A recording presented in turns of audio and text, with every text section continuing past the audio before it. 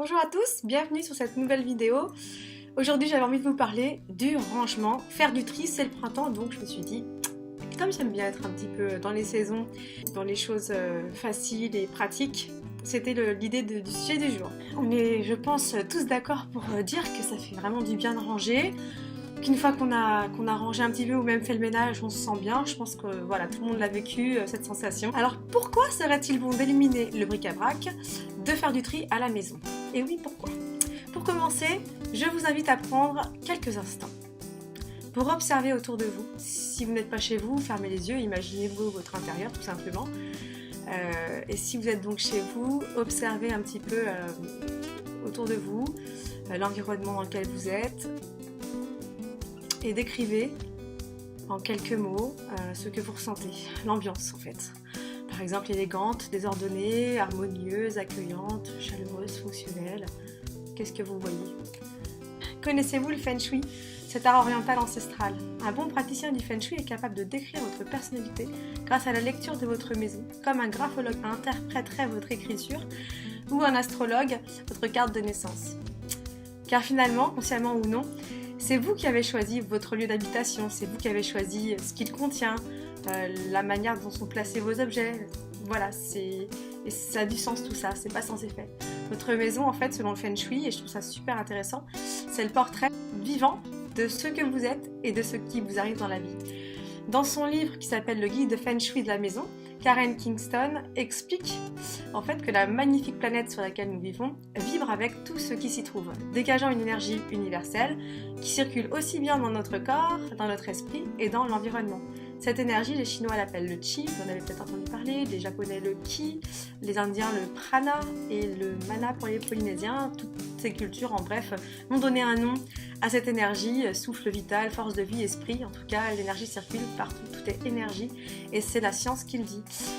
Depuis que les scientifiques ont commencé à écraser des électrons et d'autres particules dans des accélérateurs, ils ont simplement réalisé que les fondements du monde physique n'étaient pas du tout physiques, mais que tout était énergie. Donc tout est énergie, ce sera le sujet d'une future vidéo. Je m'égare. Donc le Feng Shui.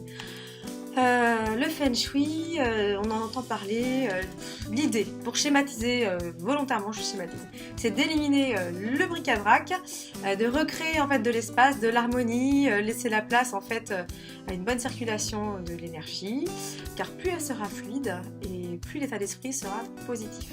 Voilà l'idée, et donc ça impactera le reste de notre vie.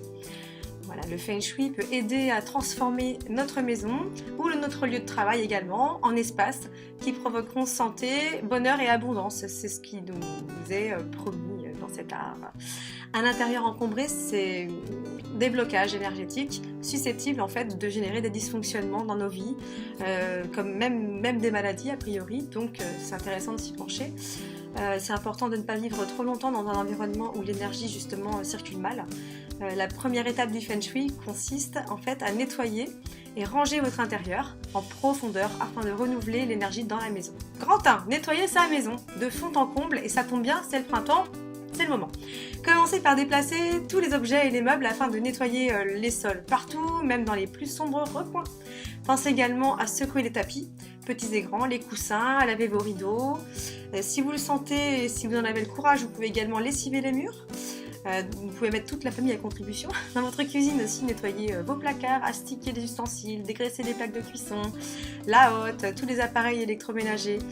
Si vous le pouvez, vous pouvez déplacer votre frigo, votre four pour nettoyer aussi derrière. C'est vrai qu'on ne le fait pas souvent. Après avoir effectué ce grand ménage, pensez à bien aérer chacune des pièces de votre maison. Cela aidera à renouveler l'énergie de votre intérieur. Maintenant que votre maison respire le propre, vous pouvez repartir sur de nouvelles bases et commencer à ranger. Donc ranger son intérieur, c'est tout un programme. Et une fois votre intérieur rutilant, il faut donc faire du tri et ranger chaque pièce, car l'énergie circule difficilement donc dans une pièce encombrée comme je le disais tout à l'heure. Passez en revue tous les objets, meubles, vêtements, livres et autres, et ne gardez que l'essentiel. Vous n'avez pas besoin de ces vieux bibelots que vous gardez depuis 20 ans sans trop savoir pourquoi, qui prennent la poussière jour après jour. Ils ne sont même plus en accord avec vos goûts actuels, j'imagine. C'est comme certains vieux magazines ou de vieilles clés, toujours des clés, on ne sait pas à quoi elles servent, on les garde. Des vieux parfums qui ont plus de 10 ans, qui vont peut-être nous donner des boutons, Si vous hésitez, souvenez-vous de la dernière fois où vous avez utilisé l'objet en question. Si cela remonte à plus d'1 an, par exemple, dites-vous que vous l'utiliserez certainement, enfin probablement plus et séparez-vous-en. Le fameux au cas où nous laisse un message inconscient qu'on se prépare à une situation de besoin dans l'avenir. Ayons confiance et débarrassons-nous de nos objets. Attention donc à ne conserver que des objets, vêtements, souvenirs, etc. qui vous sont utiles dans la mesure où ils vous servent régulièrement. Mais également des objets qui vous apportent du positif, qui vous mettent en joie. J'ai trouvé cette notion sympa dans une méthode de rangement dont je vous parlerai à la fin de cette vidéo. Ce tri doit être salutaire. Il doit servir à conserver ce qu'il y a de meilleur dans notre parcours et laisser derrière nous, en conscience, ce qui encombre nos placards et notre tête. Pour pouvoir laisser place à la nouveauté. Tout ce qui ramène à de mauvais souvenirs, pourquoi ne pas les laisser partir? D'autre part, s'il est bon de savoir également, la pagaille bloque la créativité. Être ordonné n'empêche pas d'avoir des moments fouillis, bien sûr, mais attention au débordement. Tant que cela reste sur du court terme, pas de problème. Nous avons à notre disposition de nombreux moyens pour nous délester de toutes ces choses qui nous encombrent et nous maintiennent parfois dans une forme d'inertie. Et oui, plus on laisse traîner les choses et plus elles paraissent insurmontables. Alors c'est parti, il est grand temps de s'occuper de soi et de se débarrasser de toutes les babioles qui débordent de nos placards. Pas nécessairement les jeter, on peut donner à des associations, type Emmaüs, type la Croix-Rouge, sur le site aussi donon.org. On peut également vendre sur le Bon Coin, sur Vinted, on peut donner à ses proches. On peut même aussi recycler en do-it-yourself avec un bon tuto YouTube. Une fois désencombré de tous ces poids, prenez un moment pour observer cette sensation d'allègement physique mais aussi psychologique générée par ce type d'exercice. Car oui, tel un exercice, faire le tri dans ses placards est véritablement un acte à reproduire régulièrement, peut-être une fois, voire 2, tous les ans, pour permettre de se débarrasser de tout ce que nous ne voulons plus dans notre vie, au fur et à mesure de notre parcours. Un allègement conscient et inconscient pour prendre un peu de hauteur afin d'observer la vie et ses aventures avec un nouveau regard. 3. Astuces d'aménagement. Gardez les lieux dédiés au repos loin de tout appareil électrique, électromagnétique, prise de courant et interrupteur afin de limiter les effets néfastes des ondes électromagnétiques justement. Car en effet, ces dernières peuvent être à l'origine d'insomnie, de maux de tête et autres symptômes. Ainsi, évitez de faire entrer une télévision dans votre chambre, l'ordinateur, ou de dormir à côté de votre téléphone allumé, téléphone portable. Voilà, en Feng Shui, les angles saillants aussi d'une pièce ou d'un meuble et les recoins génèrent une mauvaise énergie, il faut le savoir, ce qui est particulièrement embêtant dans les lieux de repos. Il peut donc être intéressant d'adoucir les angles en ajoutant par exemple une plante ou une lampe ou encore un paravent dans un angle. Ce qui est pas mal aussi, j'avais trouvé ça il y a plus de 10 ans et depuis je l'ai toujours eu, dans une pièce de vie. Il est pertinent de mettre par exemple une lampe de sel. Je ne sais pas si vous connaissez les lampes de sel. Elle absorberait, comme beaucoup d'autres minéraux en fait, les ondes électromagnétiques.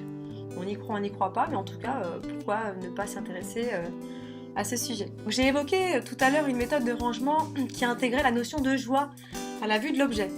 En fait, il s'agit de la méthode KonMari. Donc pour la petite histoire, Marie Kondo, c'est une femme originaire du Japon. Elle exerce le métier de consultante en rangement. Et oui, ça existe. C'est elle qui a écrit le fameux livre que vous connaissez peut-être qui s'appelle La magie du rangement, qui lui aussi, comme le livre de tout à l'heure, a été vendu à plus de 2 millions d'exemplaires. Donc son rôle à elle est de coacher ses clients à ranger, jeter et organiser correctement leur intérieur. D'après elle, un intérieur sain permet d'améliorer donc notre quotidien et parfois même de changer notre vie. Les secrets de la méthode KonMari, ce sera le sujet d'une future vidéo, mais c'est vrai qu'elle est assez radicale, mais elle a fait ses preuves a priori, donc c'est pour ça que je m'y intéresserai. Voilà, j'espère que cette vidéo vous aura plu, qu'elle vous aura donné une petite impulsion peut-être pour avoir envie de tout ranger. Ça, on peut prendre un week-end, 2 week-ends, on peut faire ça chacun sa pièce. Si on a des enfants, on peut leur proposer de faire eux leur chambre, ou alors on fait tous ensemble. En plus, souvent on retombe sur des vieux objets ou des photos ou des je sais pas, les photos de classe. Enfin, ça peut être aussi des moments de partage assez sympathiques, ou même on peut tomber sur une vieille recette de cuisine de la grand-mère et avoir envie de la faire. Enfin, voilà, j'espère en tout cas que ça vous aura donné des idées positives et que vous aurez passé un bon moment avec moi, et je vous dis à très bientôt. N'hésitez pas à partager la vidéo si elle vous a plu et à vous abonner donc à ma chaîne YouTube. Ça sera toujours des encouragements en plus. Je vous remercie et à bientôt. Ciao. Petit livre de Karen Kingston dont je vous parle, qui donne plein de conseils. Alors elle parle aussi de la purification de la maison, enfin Elle dit donc l'harmonisation et la purification de l'espace. Enfin, elle va vraiment loin. Elle explique aussi les origines du Feng Shui, les origines balinaises. Enfin, c'est vraiment, vraiment bien. D'ailleurs, elle est une spécialiste de Feng Shui. Elle partage son temps entre l'Angleterre et l'Indonésie. Et le guide Feng Shui de la maison s'est vendu à plus de 2 millions d'exemplaires dans le monde. Donc, si ça vous intéresse le Feng Shui, vous avez beaucoup d'informations très intéressantes. C'est assez bien écrit dans ce livre. Voilà. La musique